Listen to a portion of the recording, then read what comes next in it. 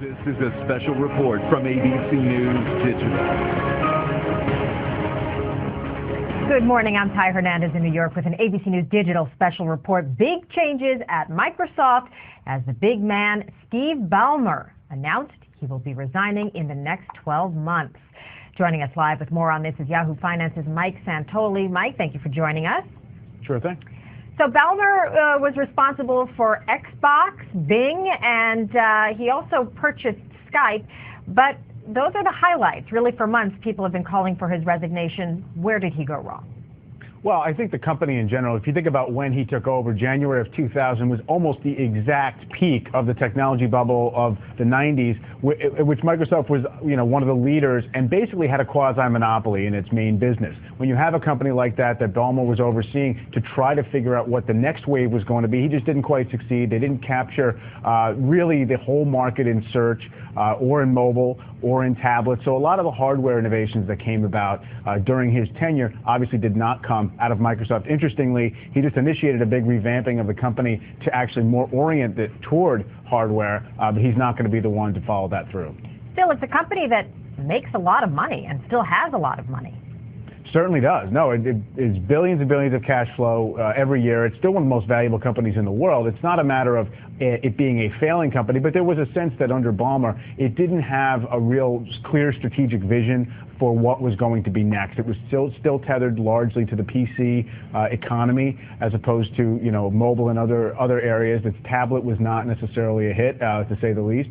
So I do think that there's a lot to work with at Microsoft. A lot of people, when they say they wanted Ballmer out, what they really wanted is maybe a rationalization of the company to even break up into pieces at this point. So let's talk about those pieces. What would happen? What do they want to separate out? Well, it's not entirely clear, but certainly Xbox as a business is not fully reflected in Microsoft's value in the stock market. So it would be kind of a split between maybe software, hardware. You could separate out, MSN search and all those other areas that are ad dependent. So it's not clear or obvious why you would have to do that, except to think that the market would value the individual pieces more than they currently are valued as a whole company. So in doing my research on Ballmer, I read some pretty scathing articles about him. Were the calls for his resignation louder than most?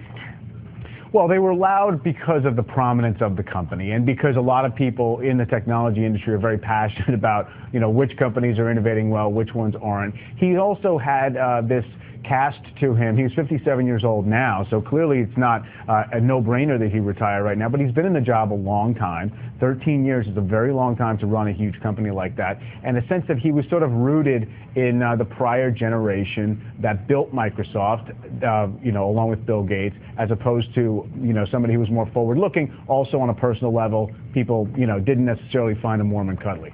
All right. He released a statement to his employees about his resignation. I'm going to read it now. It doesn't sound like he was too thrilled to go. Here it goes. This is an emotional and difficult thing for me to do. I take this step in the best interest of the company I love. It is the thing outside of my family and closest friends that matters to me most. But at the same time, he's recognizing perhaps that it is time. He's been given, 12 months until a replacement is found?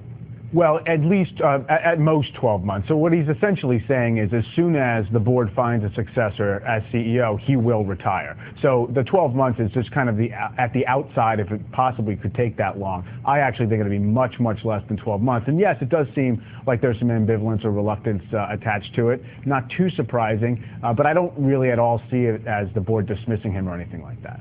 It was interesting in reading on his history. He was one of the first to work with Gates in the company, and he's someone who'd been around since the beginning. But they seem to suggest that Ballmer really rewarded loyalty to sort of the entrenched ideas rather than innovation. Yeah.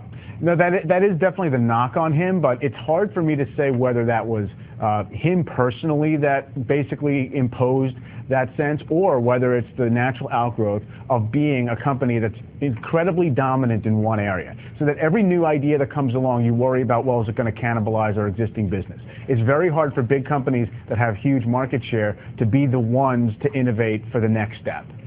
So how about the Microsoft stock? It seems like the markets are responding well to this news. Yeah.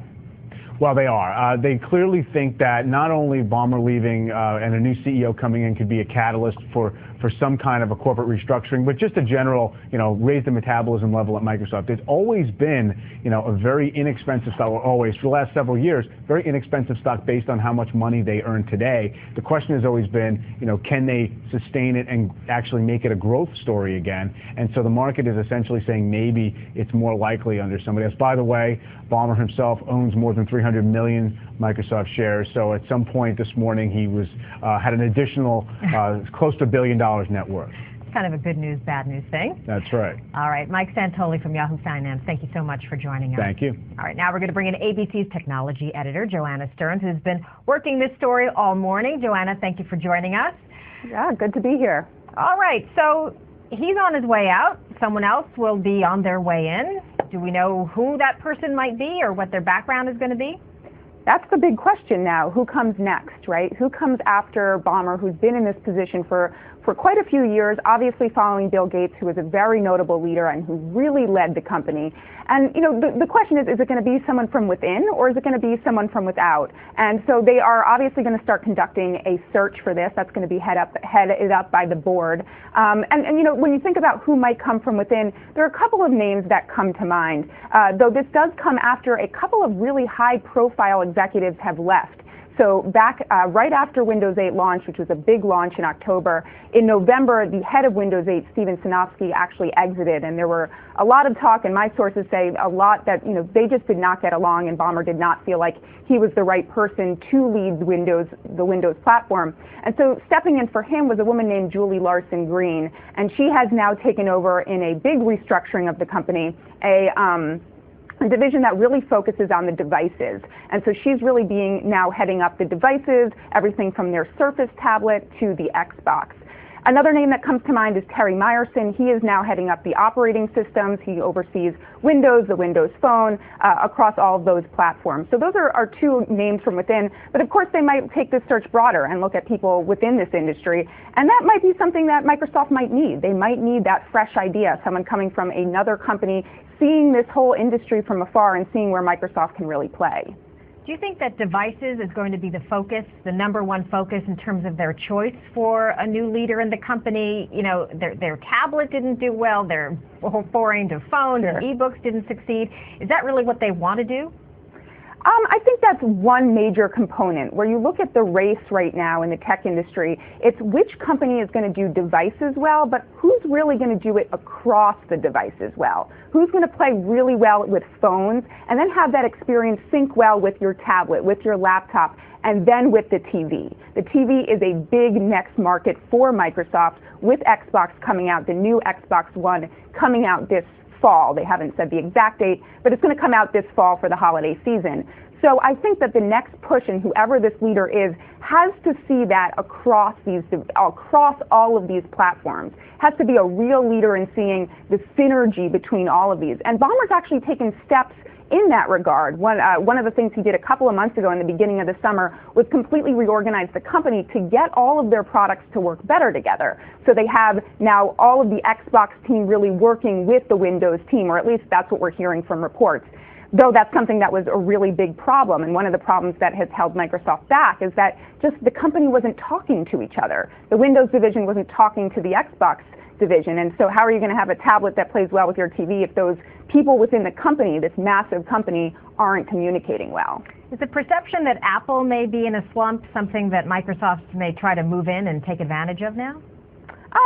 I think, in the technology industry, we're always really quick to want to say someone's, in and someone's out, and especially between Apple and Microsoft. How long has that war been going on, right? We've got the Mac, we've got the PC. It's always a really fun thing to look at. I think we're in a transition period in the industry right now. We've seen a lot of buzz around smartphones and tablets. It's still a very important market, but I think a lot of these big companies are looking to the next big thing. And I wouldn't count out other players too. I'd look at Amazon as a really big player that's coming in. Obviously Apple, we look beyond that. We look at some of the social networks. We look at Facebook, at what they're trying to do, really in a way on an operating system side.